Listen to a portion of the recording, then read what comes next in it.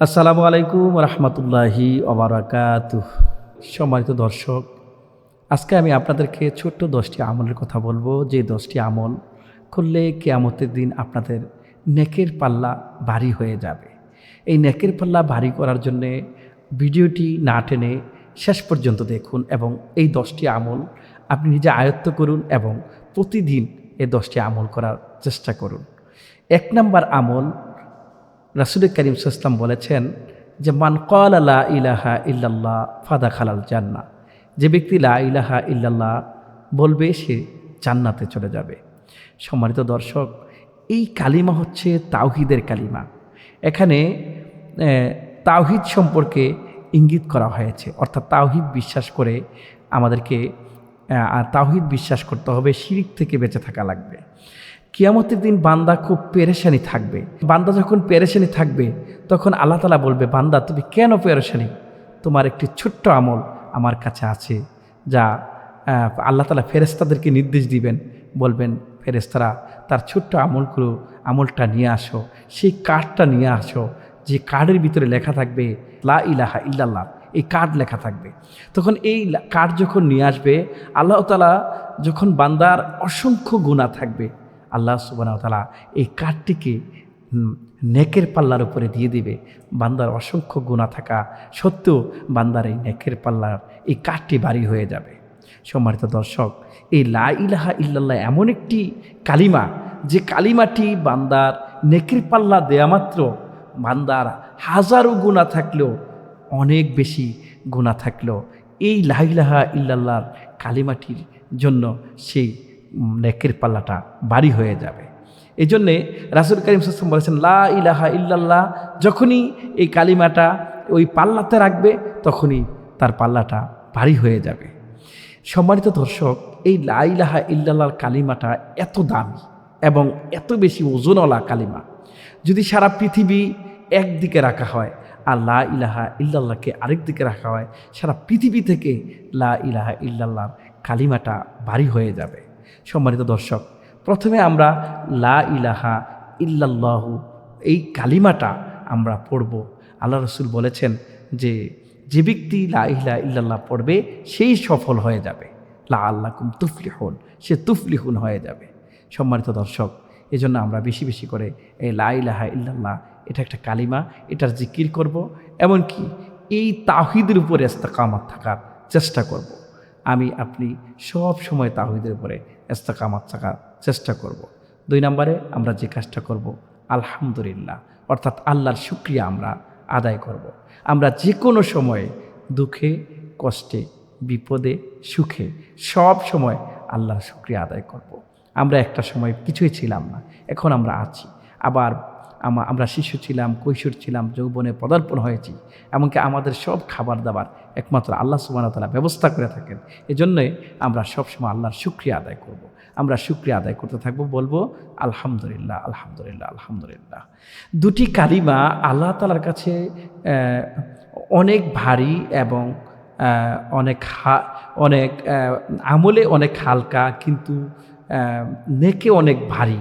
এই 2টা কালিমা হলো যে সুবহানাল্লাহ আর আলহামদুলিল্লাহ। সুবহানাল্লাহ, সুবহানাল্লাহিল আযীম, আলহামদুলিল্লাহ। এই কালিমাগুলো অত্যন্ত ভারী 2টি কালিমা। আল্লাহর কাছে প্রিয় এই 2টি কালিমা, একটা হলো আলহামদুলিল্লাহ আর একটা হলো সুবহানাল্লাহ।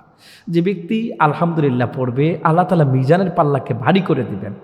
আলহামদুলিল্লাহি তামলাউল মিজান, রাসূল বলেছেন আলহামদুলিল্লাহ মিজানের পাল্লাকে ভারী করে দেবে, পরিপূর্ণ করে দিবে। একবার যিনি আলহামদুলিল্লাহ বলবে, আসমান এবং জমিনের যতটুকু ফাঁকা জায়গা রয়েছে ততটুকু জায়গা আল্লাহ সুবহানাহু ওয়া তাআলা নেক দ্বারা পরিপূর্ণ করে দিবে। সুবহানাল্লাহ। এজন্য প্রিয় ভাইরা, আমরা সবসময় চেষ্টা করব আলহামদুলিল্লাহ, সুবহানাল্লাহ, আল্লাহু আকবার, লা ইলাহা ইল্লাল্লাহ, এই কালেমাগুলো পড়ার জন্য আমরা চেষ্টা করব। 4 নম্বরে, যেটা সচ্চরিত্রবান হতে হবে। আমাদের জীবনের সচ্চরিত্রবানের অনেক বেশি দরকার। আর এই সচ্চরিত্র হতে হলে হালাল খাবার খেতে হবে, হারাম বাদ দিতে হবে। আমাদের জীবনে সুদ, ঘুষ, বিভিন্ন ধরনের হারাম কাজ রয়েছে, অসৎ চরিত্র, হারাম কাজগুলো থেকে আমাদেরকে হেফাজত থাকা লাগবে এবং বেশি বেশি করে হালাল কাজ করা লাগবে। তাহলে আমরা সৎ এবং নিষ্ঠাবান হতে পারলে, আমাদের অল্প আমল থাকলেও আমরা আমরা আমরা অল্প আমল হলেও আমরা একটা সময় আল্লাহর জান্নাতে যেতে পারবো। সম্মানিত দর্শক, এই আমাদেরকে সচ্চরিত্রবান হওয়া লাগবে। রাসূল করিম সাল্লাল্লাহু আলাইহি ওয়াসাল্লামের ছিলেন সচ্চরিত্রবান। ইন্নাকা লাআলা খুলুকিন আযীম, তাকে খুলুকিন আযীম বলা হয়েছে কোরআনুল কারিমে। রাসূল করিম সাল্লাল্লাহু আলাইহি ওয়াসাল্লামের আদর্শ ছিল সবচেয়ে উত্তম আদর্শ, এবং তিনি বলেছেন যে তিনি আখলাক ওতুম্মিমা মাকারিমিল আখলাক, অর্থাৎ তিনি আখলাকের পরিপূর্ণতা দানকারী, অর্থাৎ তিনি উত্তম আখলাকের অধিকারী ছিলেন। আমাদেরকে উত্তম চরিত্রবান, উত্তম আখলাক হতে হবে, যার কারণে আল্লাহর কাছে সবচেয়ে প্রিয় আমল হলো বান্দার আচরণ। যার আচরণ ভালো, তার সমস্ত আমল ভালো হয়ে যাবে, এবং ওজনের সবচেয়ে ভারী আমল হলো বান্দার আচরণ, বান্দার মুআমেলা। এজন্য আমরা চেষ্টা করা লাগবে আমাদের ভারী যে জিনিসটা সেটা হলো আচরণ। আমরা আচরণ ভালো করব। 5 নম্বরে যেটা করব, আমরা 5টি জিনিস আমরা সবসময় আমল করব। সেটা হচ্ছে জিকির করব। আমরা সবসময় হাঁটতে, বসতে, তারপরে ঘুমাইতে, বিভিন্ন সময় যে যেখানে থাকি, যেমন লা ইলাহা ইল্লাল্লাহু মুহাম্মাদুর রাসূলুল্লাহ এই কালিমা পড়ব। 2 নম্বরে সুবহানাল্লাহ পড়ব। 3 নম্বরে আলহামদুলিল্লাহ বলবো। 4 নম্বরে আল্লাহু আকবার পড়ব। তারপরে আমরা চেষ্টা করব এভাবে কাজ করার জন্য। সম্মানিত দর্শক, আর আমরা যেটা করব যে নেককার সন্তান যদি মৃত্যুবরণ করে তখন আল্লাহ সুবহানাহু ওয়া তাআলা ওই নেককার সন্তানের জন্য দোয়া করব, এবং সেই নেককার সন্তানের কারণে আল্লাহ সুবহানাহু ওয়া তাআলা আমাদেরকে মাফ করে দিতে পারেন। আমরা মুনাজাতে বলবো আল্লাহুম্মা গফির লিল মুমিনিনা ওয়াল মুমিনাত। আমরা যখন দোয়া করব তখন সকলের জন্য দোয়া করব, সমস্ত মুসলিম উম্মার জন্য দোয়া করব, একার জন্যে আমরা দোয়া করব না। আমরা এরকম দোয়া করব যে আল্লাহুম্মা গফির লিল মুমিনিনা ওয়াল মুমিনাত ওয়াল মুসলিমিনা ওয়াল মুসলিমাত ওয়াল আহিয়াই ওয়াল আমওয়াত। সকলের জন্য আমরা দোয়া করব। আমাদের সংকীর্ণ কোনো দোয়া হবে না। আল্লাহ যেন আমাদেরকে দোয়া করার তৌফিক দান করে। আরেকটা বিশেষ আমল হলো, সম্মানিত দর্শক, 6 নম্বরে আমরা যেটা করব, জানাজায় অংশগ্রহণ করব। যখন কেউ মারা যায় তখন আমরা জানাজায় উপস্থিত হব। একটা হাদিস এসেছে, লিল মুমিনি আলাল মুমিনি সিত্তু খিসাল, একজন মুমিন আরেকজন মুমিনের 6টা হক রয়েছে।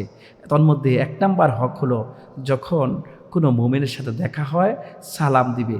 2 নম্বর হচ্ছে কোনো মুমিনের সাথে কোনো মুমিন যখন অসুস্থ হয় তখন তাকে দেখতে যাবে। 3 নম্বর হচ্ছে কোনো মুমিনের আরেকটা হক হলো কোনো মুমিন যখন হাসি দেয় আমরা তখন বলবো, হাসির জবাব দেব। ইজা আতিসা, রাসূল বলছেন যে আমরা যখন কেউ হাসি দেয় তখন আলহামদুলিল্লাহ বলে, আরেকজন যে শুনবে সে বলবে ইয়ার হামুকাল্লাহ, তিনি বলবে ইয়াহদিকুমুল্লাহ, এভাবে হাসির জবাব দেবে। তারপরে যখন কেউ মারা যায় তখন তার জানাজায় উপস্থিত হবে। আর আরেকটা হক হলো যখন ওয়ালাদুন সলিয়াদুল্লাহু আর ওয়াংসাহুল্লাহু ইজা গাবা অমাতা, যে যখন মানুষ সামনে থাকুক আর মানে দূরে থাকুক, উপস্থিত থাকুক আর না থাকুক, কোনো মুসলমান তার জন্য সৎ কথা বলা, এগুলো আমাদের হক একজন মুসলমানের। তোর মধ্যে জানাজায় অংশগ্রহণ করা এটাও একটা গুরুত্বপূর্ণ কাজ। আমরা চেষ্টা করব জানাজায় অংশগ্রহণ করার জন্য। 7 নম্বরে আমরা যেটা বলবো যে প্রতিদিন খেজুর পরিমাণ অংশ হলেও সদকা করব। আমরা কিছু না কিছু দান করব। আল্লাহ রাসূল বলছেন আস-সাকিউ হাবিবুল্লাহ ওয়ালাউ কানা ফাসাকান আল বাখিল আদুবুল্লাহ ওয়ালাউ কানা মুত্তাকিয়াল্লাহ, যে সাকি যদি আল্লাহর বন্ধু হয়, কিন্তু আস-সাকিউ হাবিবুল্লাহ ওয়ালাউ কানা, যদিও সে মাঝে মাঝে গুনাহ করে, কিন্তু দানশীল আল্লাহর বন্ধু। আর যদিও আরেকজন আল্লাহর মুত্তাকি বান্দা, কিন্তু সে কৃপণ, সে আল্লাহর শত্রু। সম্মানিত দর্শক, আমরা চেষ্টা করব অল্প হলেও, একটা খেজুর হলেও আমরা প্রতিদিন দান করার জন্য। আরেকটা বিষয় আমি যেটা বলবো, রাগ কমাতে হবে। রাগ করা যাবেই না। কোনো মানুষের প্রতি রাগ করা, রাগকে যে সংবরণ করতে পারবে সেই ভালো মানুষ। 9 নম্বর আমি যেটা বলবো, দিন ধর্মকে প্রচার করা। আল্লাহ তাআলা বলেছেন যে উখরিজাত লিন্নাসে তা'মুরুনা বিল মা'রুফ ওয়া তানহাউনা আনিল মুনকার, যে তোমাদের সমাজ থেকে এমন একটা দল কেন বের হয় না যারা সৎ কাজের আদেশ দিবে, অসৎ কাজের নিষেধ করবে, অর্থাৎ দিন প্রচার করবে। সম্মানিত দর্শক, আমাদের ভালো কাজ সবসময় করা লাগবে, খারাপ কাজ সবসময় বাদ দেওয়া লাগবে। আর আমাদেরকে একজন অপরজনের প্রতি সুন্দর আচরণ করা লাগবে।